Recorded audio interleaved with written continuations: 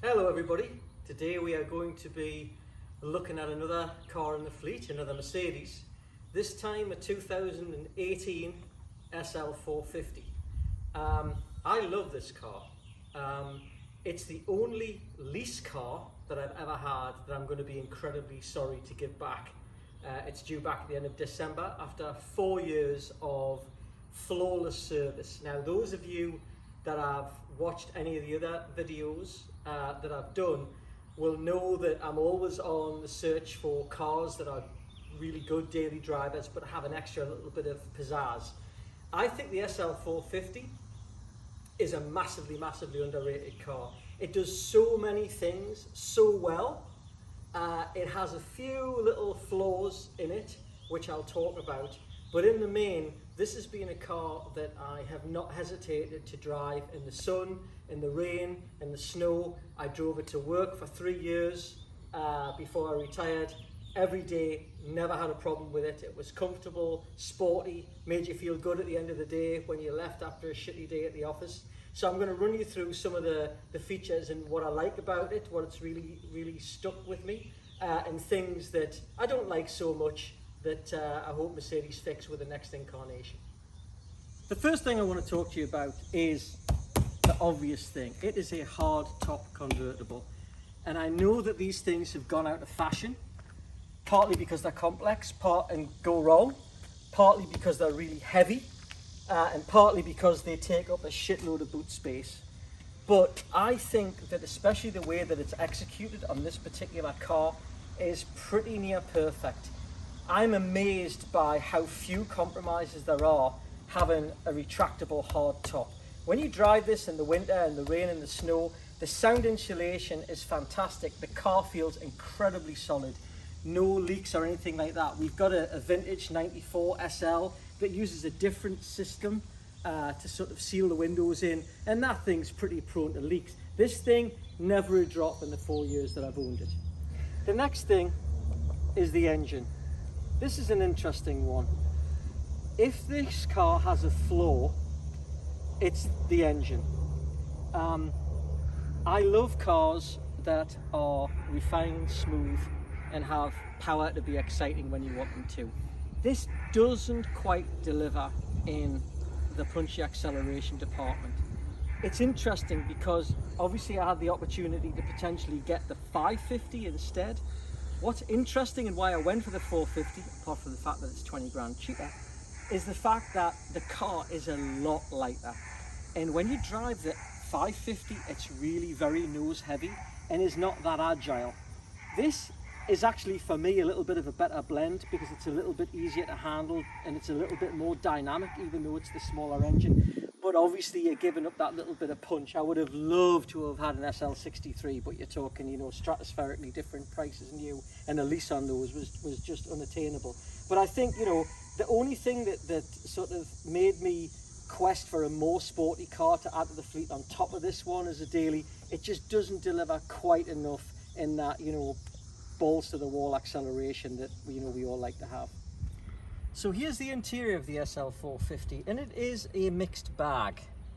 The first thing I would say is the quality of the materials and the fit and finish is really superb. I mean, if you look at this car, these are incredibly comfortable seats. They have the mechanized bolster support, so when you go around corners, they hug you in. You've got all the top stitching at the tops of the doors on this. Everything's leather, nice wood. It really feels great. And then you get the elephant in the room, which is this center bar infotainment system. Now, being an old fart, I love to have buttons. So, I don't mind this too much, but it's a pretty kind of crappy small screen. It's not the best hi-fi system in the world either. The thing that I like about this is that the screen's built in and doesn't look like an iPad that's just stuck on the top there, and you get the nice proper little analog clock. Like I say, the fixture and fittings are really, I think, S-class in quality. It really feels very different. I got rid of an AMG GTC Roadster, which is in another video that you can look at, in which I compare it a little to this. This is just so much better screwed together, the solidity of the materials, etc. One thing I would also point out about this car, which is really fabulous, is the top-down experience. So we're reviewing it like this for a very particular reason. This air scarf, you know, I thought that maybe that was a little bit of a gimmick, but it actually increases the usability of the car the whole year round. You can literally drive when it's 0 degrees outside and have this warm air blowing on your neck, which is really fantastic. The reason why you can do that, I'm going to show you in a second. So I'm going to show you now the reason why this is such a great daily convertible to use. Okay, so step one, a really excellent proper sized wind deflector, not the little stubby glass thing that you get on the GT. Here's something else. This is what you get with most convertibles, including, thank you for the audio, including the Mercedes GT. But watch this. No quarter light in the GT, so all the buffeting comes from there. The SL has you covered. So by having that extra quarter light there, it just gives you this wonderful cocoon of calm air. So the driving experience of the SL450, it's a gorgeous day today. I seem to be very blessed when I do these videos. The weather's always great. Very quiet, very comfortable, very refined. The driving position is great. Something that people typically don't comment on with these cars. The steering has a lovely weight to it. It really feels very planted and purposeful. The wheel's not, you know, horrendously big and isn't, you know, overly fancy, but it feels really good in the hand. The paddles are in a good position. Everything's very intuitive, very comfortable to use. Right now we're cruising along in regular drive mode. This has got a 9-speed gearbox, which is probably about 3 too many, but it's very, very smooth, unlike my braking just there. As we get going along, I'll show you some of the other modes, which really make quite a big difference to the character of the car. So, going to show you some of the driving modes now. The car is very limousine-esque when it's in regular driving mode. The dynamic select system, which unfortunately isn't on the steering wheel in this car, is down here. But as you go through these various modes, you've got Sport, it here it kicked down there. Sport Plus, kicks down again and starts making a noise. And you've got Individual, Eco, which I have never used. But the Sport, the individual mode is the one that I like. And like a lot of cars these days, it does a very nice job in that you can separate the drivetrain and the suspension. So it doesn't make the ride, you know, horribly rough when you want the engine to be a little bit more sporty. The gearbox is very smooth in the when the transmission, the drivetrain is in Sport or Sport Plus mode. It's pretty lively. The automatic gearbox, I think, is a more successful way to drive the car than on the paddles, where it's a little laggy. So right here we're in automatic mode, but we're also in individual here. Kick down, it does a pretty nice job. A nice little engine sound there. It's really quite pleasant. Like I say, I really like the way this thing takes corners. It gives you a very reassuring solidity and weight. You can really lean into the thing, helped by the fact that there are the active bolsters on the seats, which keep your fat belly in check when you're pushing it around the corners. So, you know, the car's livened up. Now, it's not dramatically fast, but when you add to the little bit extra theatre of the engine, the fact that we're driving with the top down, it makes the experience, you know, interesting enough. Again, you can compare and contrast if you would like to and give me more views.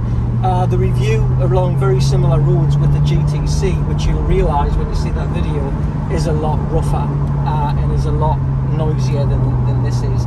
You don't really feel the need with this car to thrash it. It's just kind of not that thing. It's much more refined and measured and cruisy.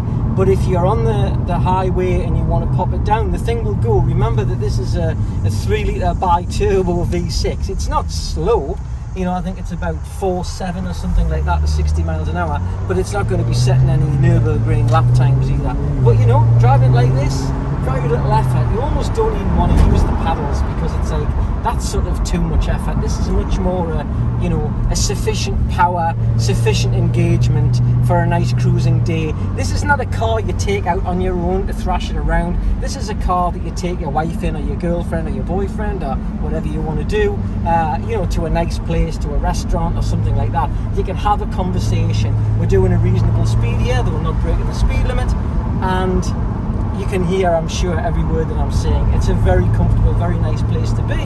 But for the driver, it's involving enough. You feel like you're driving a car.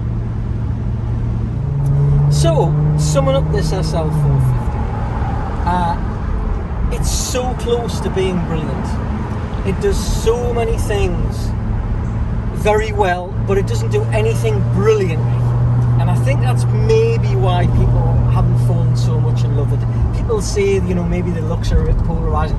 I think it's a sexy looking car. I feel very good about driving, you know, walking back to this in a car park, or just getting up in the morning and seeing it sitting in the garage. I'm like, man, that's a sexy car. And I love this colour combo. It's really, really nice. It's just, it doesn't really have, I guess, a standout feature. Maybe the hard convertible top, and that's what I'm, you know, sad about for the next generation SLs. I'm sure they'll make the car more sporty. I'm sure it'll have an even broader range of capabilities. But having owned a ragtop convertible from Mercedes with a lot of power, the GTC Roadster, I'm gonna miss having this retractable hardtop, because I think that puts this car into a different kind of class altogether. And in terms of usability and practicality, if not excitement, it's a little bit of a detractant. So again, this goes back in December. I'll really be sad to see it go. I've thoroughly enjoyed owning this car.